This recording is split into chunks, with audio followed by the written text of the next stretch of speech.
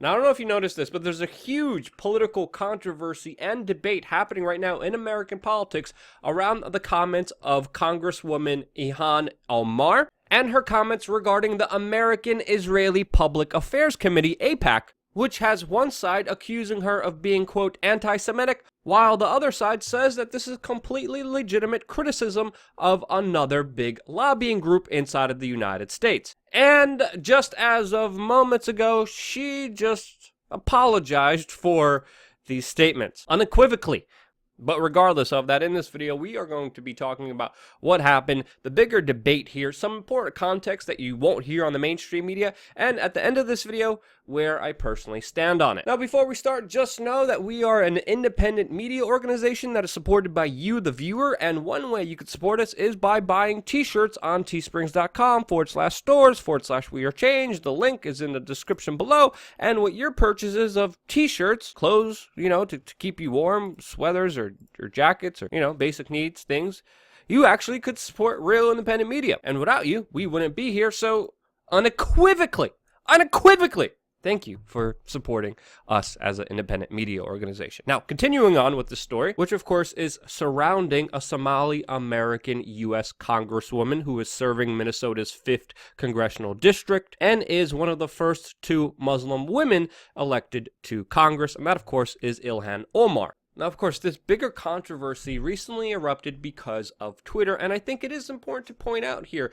that Congresswoman Omar does not have the best record of being careful on Twitter, as just 2 weeks ago, she quietly deleted, again, very inaccurate attacks that she laid on the Covington Catholic High School MAGA hat-wearing kids, where she not only falsely portrayed the events that happened, helping, of course, push a bigger hate mob towards teenagers, but at the same time also stood behind the Black Israelites, which are racist, bigoted, hateful, and also very anti-Semitic. Now, I think it's very fair to describe this behavior as careless, and now the current controversy that she is involved in, that she just apologized for, which, if you know everything about, feel free to skip towards a minute forward into this video. Now, everything started just late last night, where Congresswoman Omar retweeted Glenn Greenwald's tweet, who's a political commentator, that tweeted how GOP lawmakers were threatening to punish the Congresswoman Omar and fellow Democratic Congresswoman Rashida Tlaib over, of course, their criticism of Israel, saying, quote, "It's stunning how much time U.S. political leaders spend defending a foreign nation, even if it means attacking free speech rights of Americans." Congresswoman Omar retweeted that with the caption, "It's all about the Benjamins, baby," which of course is a lyric from a very famous 1990s Puff Daddy song.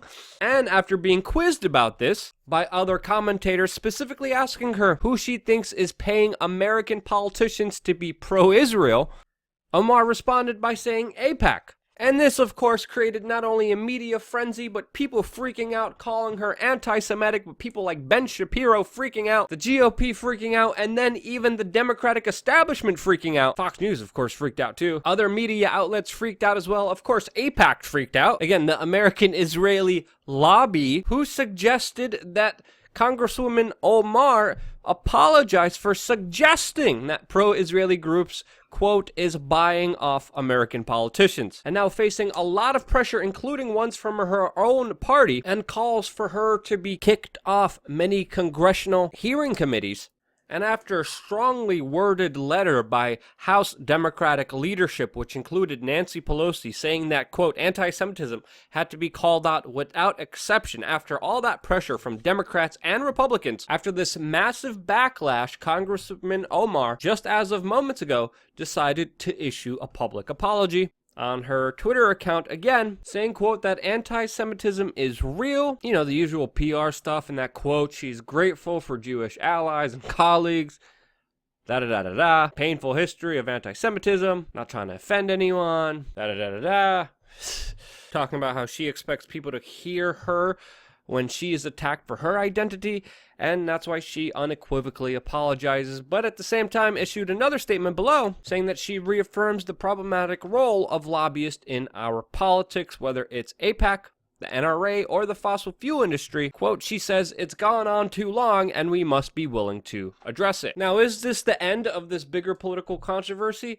No. This is definitely not the end, and most likely the beginning, but I just wanted to kind of delve into this issue a little bit more, because I think it is fair to say that her comments originally weren't very diplomatic, weren't very well thought out, but was it anti-Semitic? I mean, some people have interpreted them to be so, but I think it's very hard to make that argument because she is talking about a lobbyist group. And if you look up the direct definition of a lobbyist organization, it is, quote, an activist who seeks to persuade members of the government, like members of Congress, to enact legislation that would benefit their group. So when she's talking about the lobbyist group that is AIPAC, the American Israeli group that takes money and lobbies it, gives it to government representatives to enact positive legislation for them, she's describing what the organization does, because, it's a lobbyist organization. Now, of course, this is not the first criticism that Congresswoman Omar faced with being anti-Israel, as she is also a proponent of the BDS movement, which is a boycott and sanction movement, which is calling for those particular policies to be enacted against Israel because of their geopolitical, greater political moves dealing with the Palestinians, claiming, of course, that Israel is breaking international law,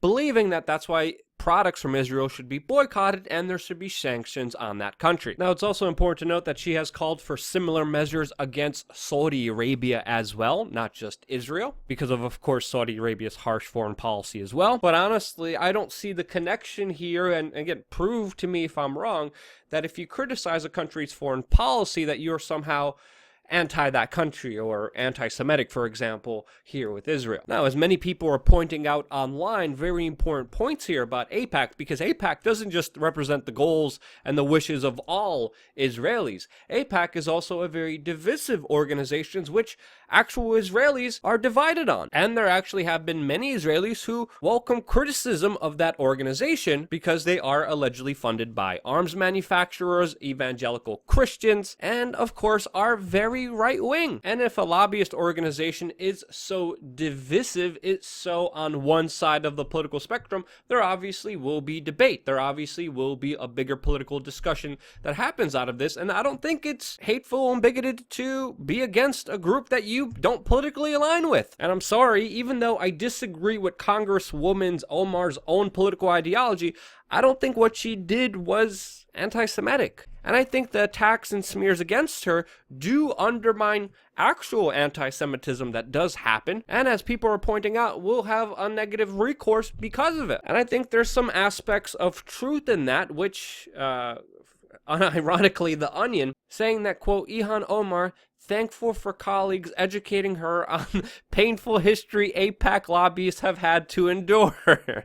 And this is just where I personally stand. Of course, there's going to be a lot of dissenting opinions, and if you disagree with me, let me know why in the comment section below, which of course I will genuinely take a look at. Now, out of all of this, I do believe that there does need to be a bigger discussion, but predominantly around lobbyists themselves and other corporate PACs that, of course, bring big money into politics and buy political reform in the name of the highest bidder. Now, I think it's also interesting to also point out on this very specific, bigger topic here that overall, AIPAC, the American Israeli lobbyist firm, does usually only spend $3.5 million in a year for their bigger lobbying efforts, which of course in Washington, D.C. is not a lot of money, and in comparison, as this writer points out, it's not much even compared to Planned Parenthood's PAC money, which spends around $20 million per year. And I say, hey, let's get rid of all the money in politics because it's corrupting the system, which is supposed to be representing you, and not, of course, the big money that keeps them in office. Did anyone ever question how a public official's like Nancy Pelosi's net worth is $26.4 million when annually she is supposed to be making $147,000. How is that possible when she's been in politics for several decades now? There's something wrong with that system that, of course, does not add up at all, since, of course, the average American is pretty much getting screwed over. Now, of course, many people point to this to, of course, very successful real estate moves, but if you don't consider the possibility of corruption or any form of dark money here, I do believe you are being a little bit naive. Now, even on this very YouTube channel, we interviewed former Congresswoman Cynthia McKinney and got into great detail about how elected representatives, even before they choose to run for public office, are, quote, co-opted or persuaded to go along a particular philosophy or political belief off the money that is thrown at them with contracts that they have to sign when they're still running to be in public office before they're even in there saying, yes, I'm going to believe in this and actively fight for this political belief for this amount of money. And that's a well-known fact that this happens in our political system. By the way, this video will be in the description below so you could fact check and reference everything yourself. But this happens on many different levels, not just with Israel, but also with other countries like Saudi Arabia, also with other bigger groups like the military-industrial complex, like the big banks, the pharma-industrial complex, the prison-industrial complex, all big interest, all big money, the beer companies, the tobacco companies, all of the bigger money interests that are meant to, of course, break the will of the people for their own benefit, of course, are throwing money into a system that buys them special rights and privileges. This is a fact in our system that should be widely criticized, no matter if it's Russia or AIPAC and the Israeli lobby. All of it should be fair game, and let's be honest, it's not. As even the Russiagate investigation found out that there has been illegal collusion on the behest of Israel, especially by Donald Trump's son-in-law Jared Kushner, that persuaded and pushed former National Security Advisor Michael Flynn, who by the way is being charged by this Russiagate investigation for the specific crime of not lobbying for Russia, but specifically underhandedly lobbying for Israel, with Jared Kushner talking to Israel, calling Michael Flynn, and telling Michael Flynn to get in contact with the UN Security Council to vote in favor of a resolution for Israel. And because Michael Flynn reached out and called before actually having Donald Trump in the actual seat, even though he was elected in the presidential office, this is why Michael Flynn faced those charges, because he acted